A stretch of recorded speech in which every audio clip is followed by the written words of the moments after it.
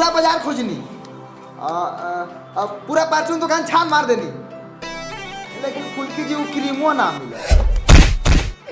अरे कोरिया में पुत्र चढ़वा, जब हमार क्रीम ना मिलल तब 500 रुपया हमार का बा? किसो छोरा ना हम बताओ तनी कहाँ बा? हाँ बोल कहाँ बा? वो का भेला ना कि मामा के बेटा भेटा गेल रास्ते में, और पैसा तो रलक है ना, तो थोड़ा पैसावा के थोड़ा लाल पानी ले ली तो खत्म हो गया।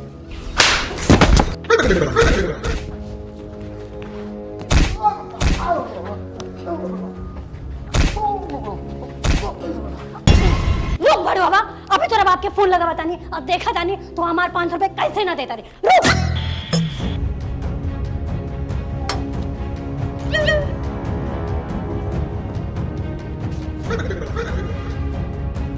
आए जल्दी खाना बनाओ और सारा कपड़ा खींच, तई को लेट हो गए तो आज हम तेरे को बताओ तानी। साला हम अलगे टाइप का मर्द है, गोर हाथ तुर के घर में बैठा देंगे। अरे फुलवाड़ी ए का हाल बा रे? ठीक है बात, तोरा लेखन टाइट जिंदगी नहीं खींचिया। कैसे जियबा हो? हमरा से सीखो, हमरा से राय लो, तब नु टाइट जिंदगी जियबो। तो तू बतावा ना मनी भाई, केंगा मेहरारू के बॉस में रखी या तोरा लेखा टाइट जिंदगी जी। करे भी खान तोहर मेहरारू इज्जत करल नु। हाँ खूब, का कहियो मनी भैया बा, हमर तो सजिए बिहानिया चर्चा लते उठावना बा।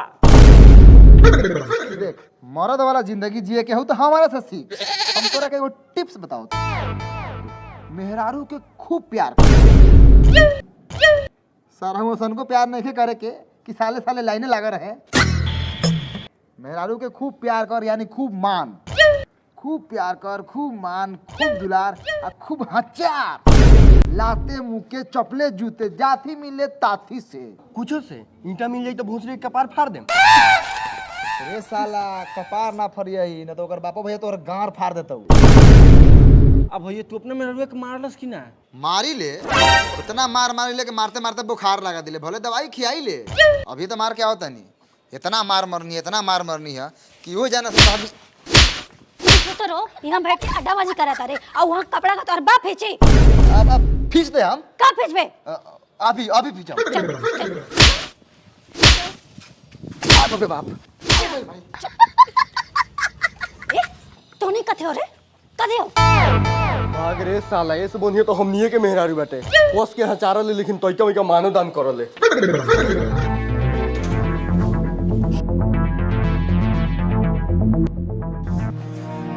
अपना से सर्वनाम पे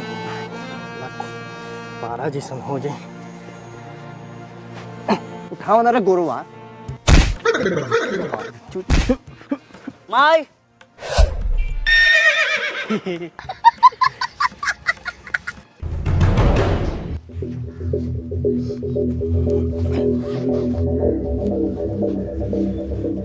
का हो ई दिन आ गेल बा के घोड़ा जैसन बेटा के तू पेट पहनावत रह।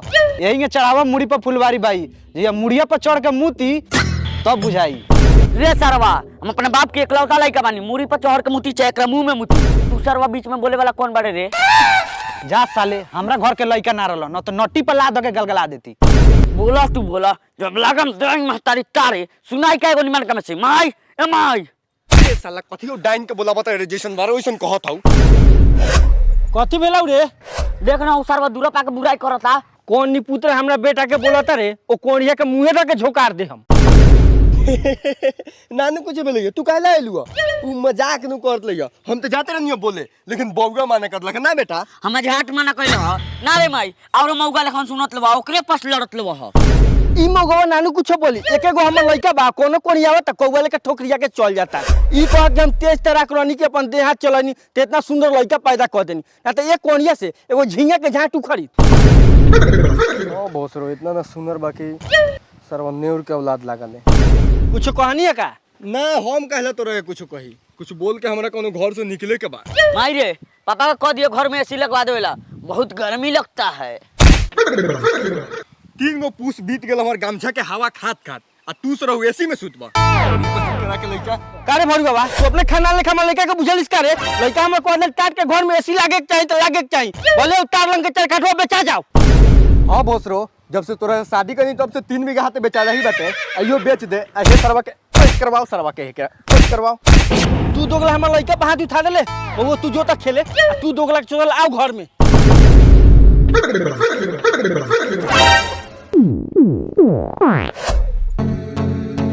आज करे जब पूरा मेहरारू के खीस उतार दे हम। कितना कहिए तोरा के दिनों के मिला, रातों के मिला, सुबहों मिला, शामों के मिला, मन करे तो बीचों में मिला, लेकिन लागल तू हमरा से प्यार करबे ना करल। जब मरद से मेहरी लड़बे करी तो भतार मजब हरी।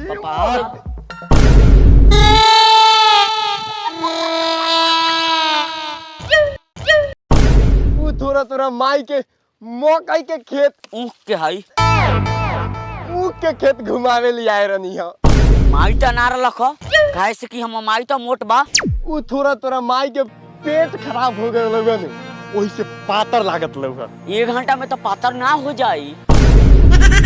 देख बउआ तू अभी लइका बारे 1 घंटा में का से का हो जाले तोरा मालूम नहीं है। आदमी मोट से पातरो हो सकता 1 घंटा में आदमी मरियो जाई। लेकिन वो सब छोड़ तू बोल तोरा का चीज के दिक्कत है, तोरा का चाहिए?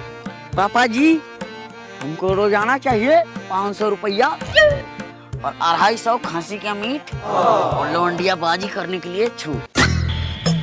साला छोड़ा तो नहीं एकरा मतलब जथी मन तथी करबे रे। पापा दाई के एक बार पैसा चोरैले रहनी तो दाई एगो हमरा के बात करे रहे कि जैसन बाप होके वैसन के बेटा तो तू छीन रहा बारा तो हम कोनो निमन थोड़े हो कम कि जाई माई के कहीं कि पापा एगो औरत के ऊँख में लेके घूमता है।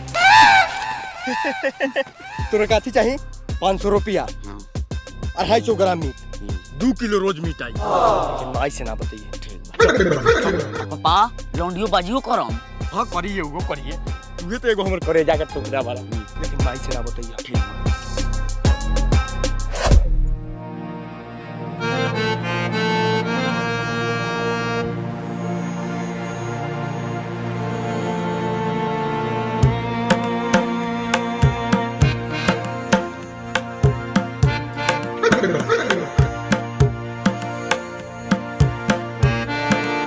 बगो बैठ बाजार से तोरा ला मीट किन के आन दे।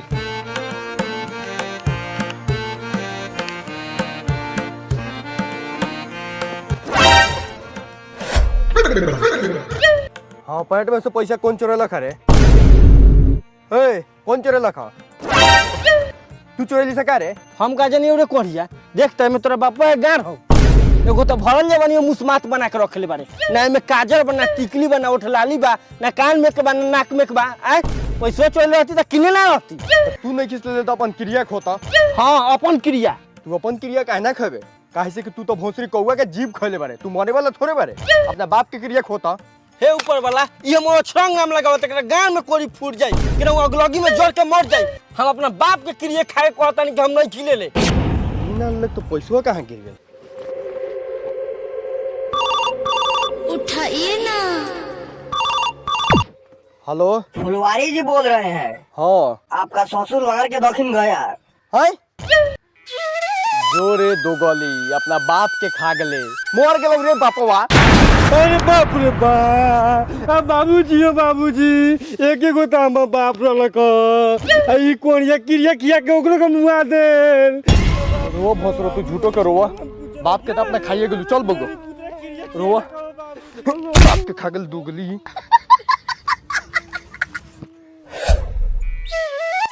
चल बगो खर्ची घटर में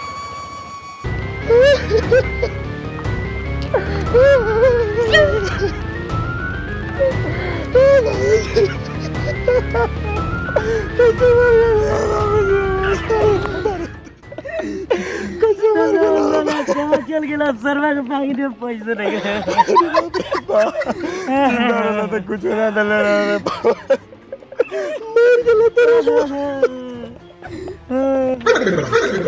पापा 10 और के दिया बाप रे बाप रे तो घर में सामान से निकाल मोर गला तो नहीं बना के गेलो रे बाप।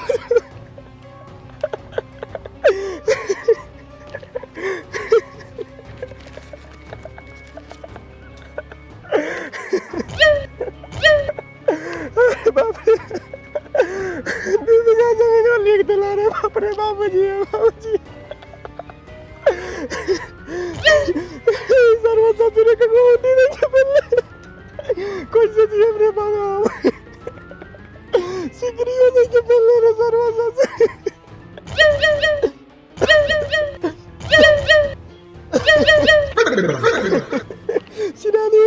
कुछ रखले मारे कि ना बाबूजी हमरा के राजा बना के तू मर गेला मरे से पहले कुछ टकाउना न होत बाबूजी अरे बाप रे बाप हम दू ताला घर बन जाइए बाबूजी अब जाता नहीं घर में देखा घर में देखे सामान सब टायर पे लाद दिखाओ बाबूजी हो कहतरी हो आशीर्वाद दी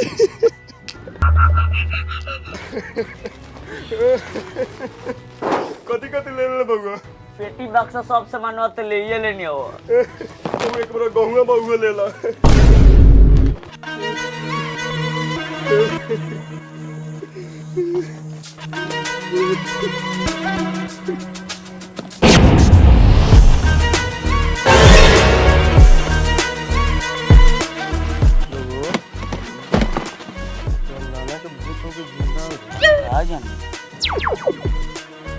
नाना के गान में घिउड़ा नाना के गान में